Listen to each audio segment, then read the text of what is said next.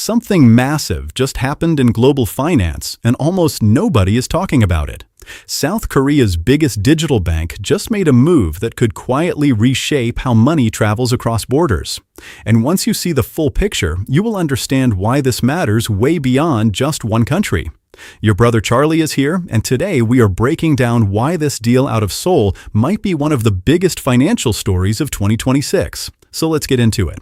On April 27th, K-Bank, South Korea's first fully digital bank and the exclusive banking partner of Upbit, the country's largest crypto exchange, signed a partnership with Ripple. The goal is simple: test whether blockchain can move money to the UAE and Thailand faster, cheaper, and more transparently than the old system. They are already in phase 2 of live testing, and things are moving quickly. Now here is where the real story begins. This is not a one-off deal. One analyst named Stevenson is connecting the dots, and what she found is hard to ignore.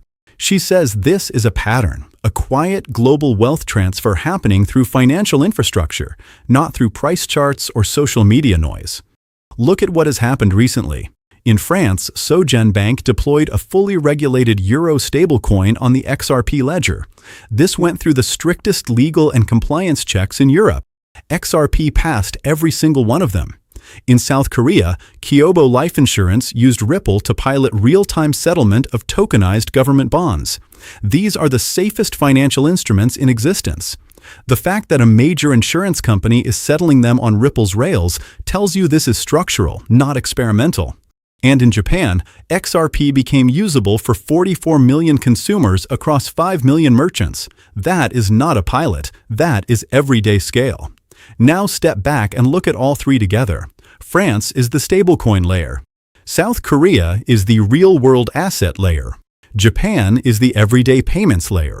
Three different parts of global finance moving on to the same infrastructure at the same time. Stevenson says this kind of pattern does not happen by accident. It shows up when regulation, technology, and institutional confidence all mature together. Here is what most people are missing. Everyone is watching the XRP price, waiting for a breakout. But the real shift is happening underneath. Traditional SWIFT transfers take days and cost up to 8% on Asian routes. On-chain transfers settle in seconds and cost almost nothing. That gap is what is being closed right now, quietly, at scale. K-Bank's deal currently settles in stablecoins, which is actually smart. Banks need predictable value during compliance-heavy testing. But watch for this. If K-Bank later switches on Ripple's bridge liquidity service, XRP becomes the actual connector between Korean won and UAE dirhams or Thai baht. Every transaction at that point creates real demand. That is the switch the market has been waiting for. The global financial system is being rewired, not through headlines, through infrastructure. The foundation is already being laid, and the builders are moving fast. Before we wrap up, this is for info only, not financial advice.